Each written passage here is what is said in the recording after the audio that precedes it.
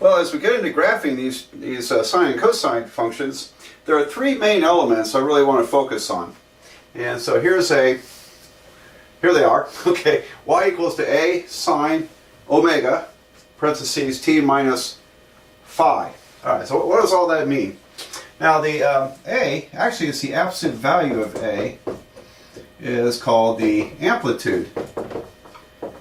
And amplitude,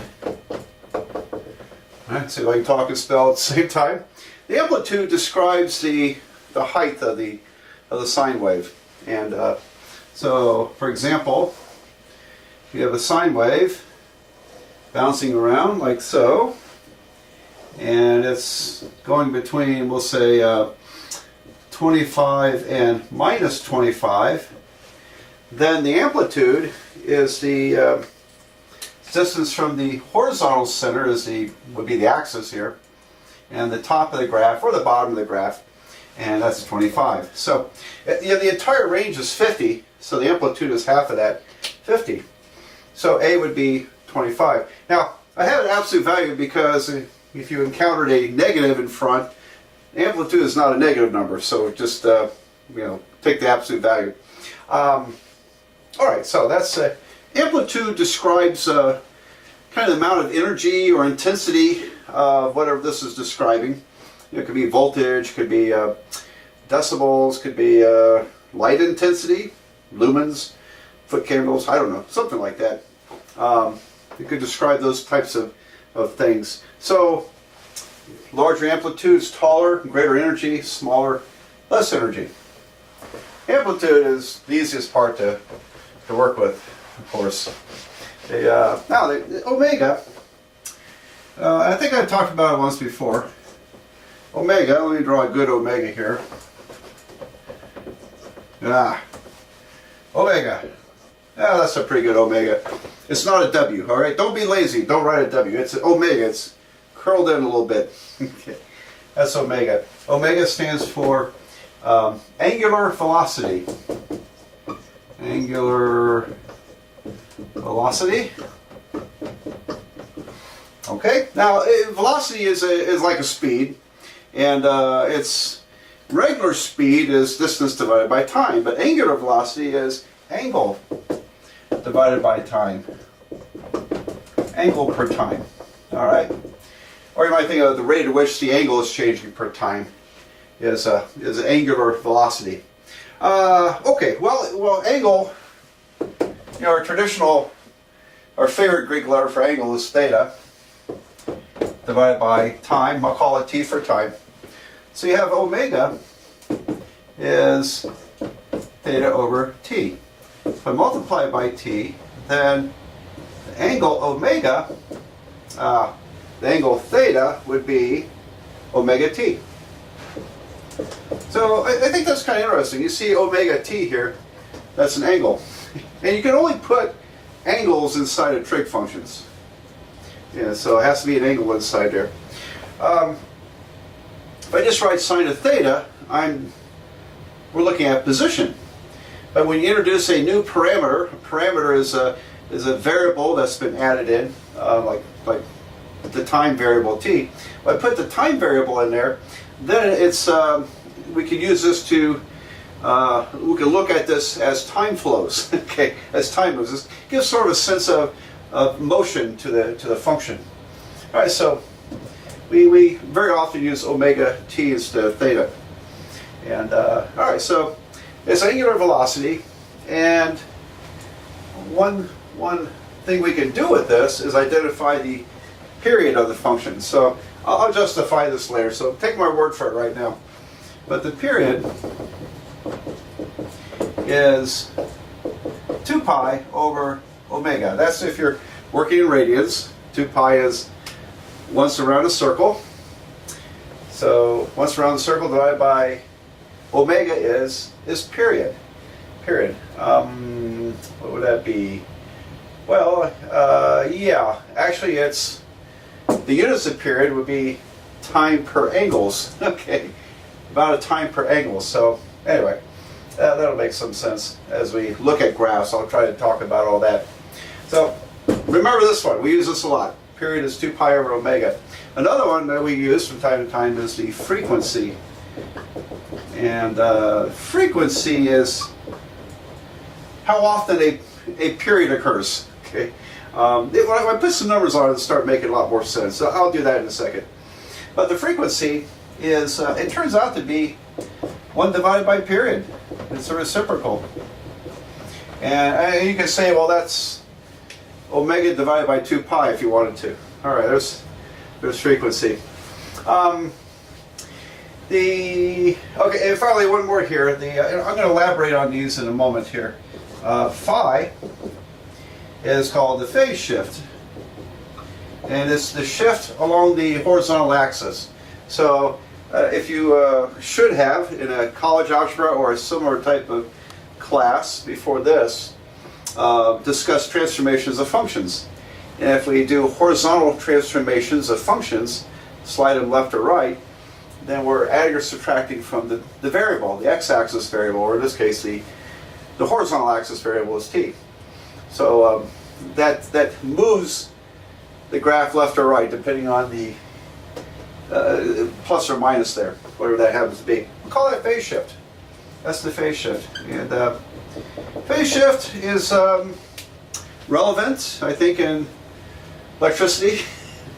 I think when the big generators generate electricity at the power plants, and I think there are like 3 poles, and so it's like you have 3 currents coming off that motor, those big motors, turbines that turn around.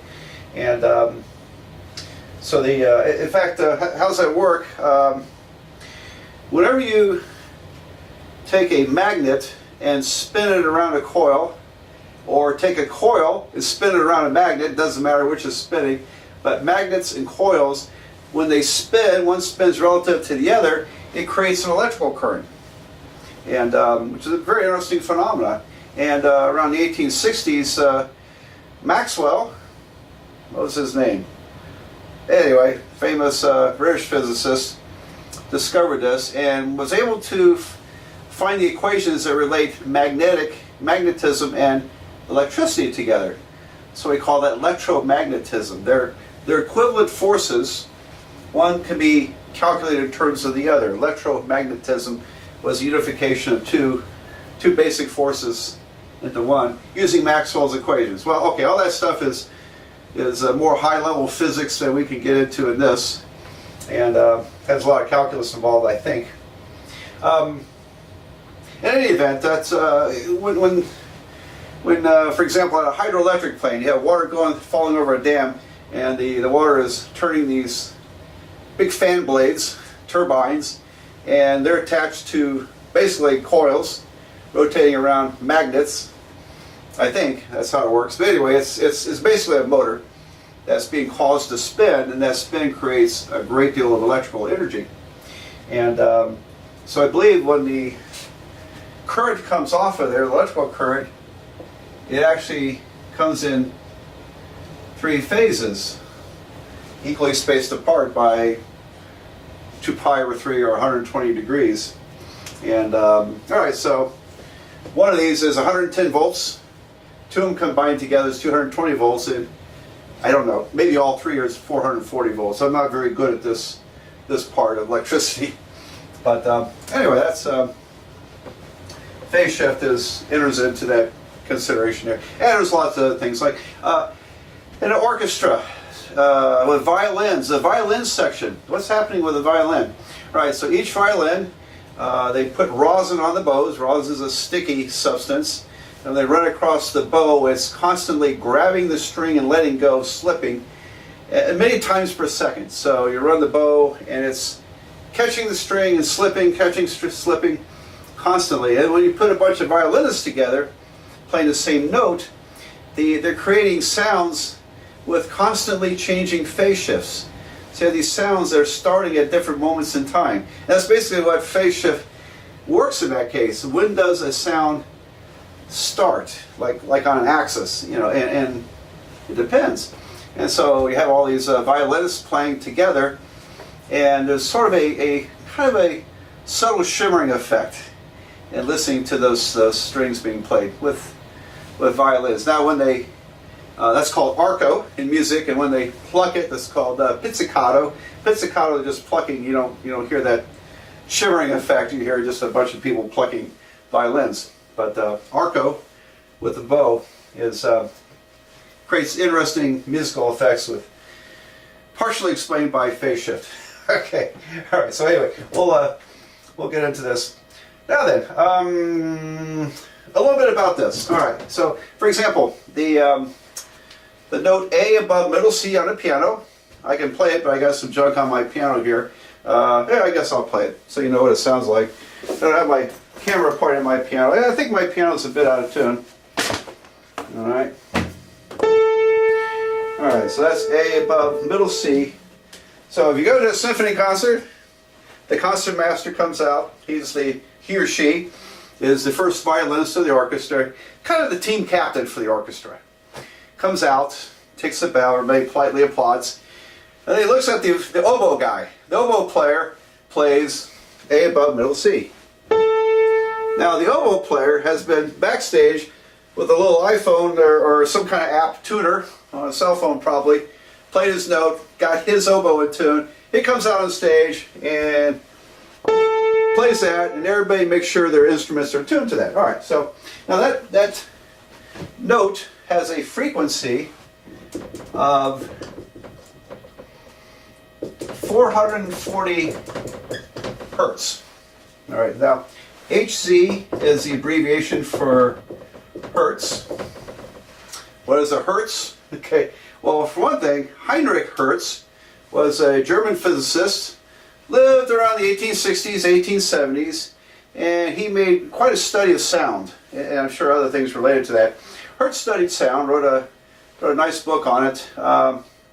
Sir James Jeans wrote a book in 1930, so he pretty much updated Hertz's book in English. Let's see if I have it on my shelf here. It's a green book. I got it somewhere. I've read that book. It's quite an interesting book if you're into math and music. It's a fantastic book to read. It was written in 1937, but it's very informative. Anyway, they studied sound and sound energy and related it to music, quite a bit of it to music. And so in Hertz's honor, he gets a unit. And a Hertz unit is 1 over seconds. Literally, that's a Hertz, is 1 per second. Now, a frequency of 440 Hertz is 440 cycles or periods per second, which means the string vibrates up, down, and back. Up, down, back is 1 cycle or 1 period. 440 of those in 1 second. That's the frequency. And so this is literally 440 divided by seconds, because the cycles or periods is really kind of dimensionless in those calculations. Great. All right. So if the string vibrates 440 cycles per second, that means in 1 second. Let me write it this way. Let's say that 440 cycles, and I'll write the word in, cycles per second means that 1 cycle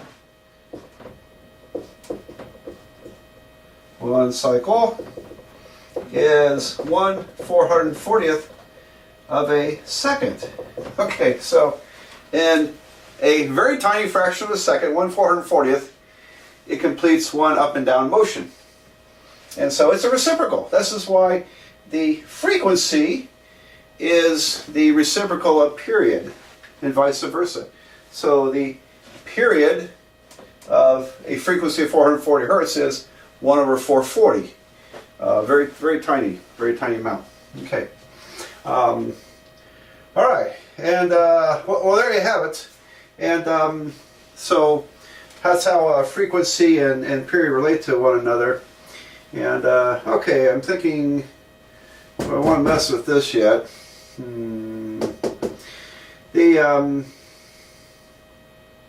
All right, well, we'll go from there. I'm going to, I think, erase this and do an example of a graph.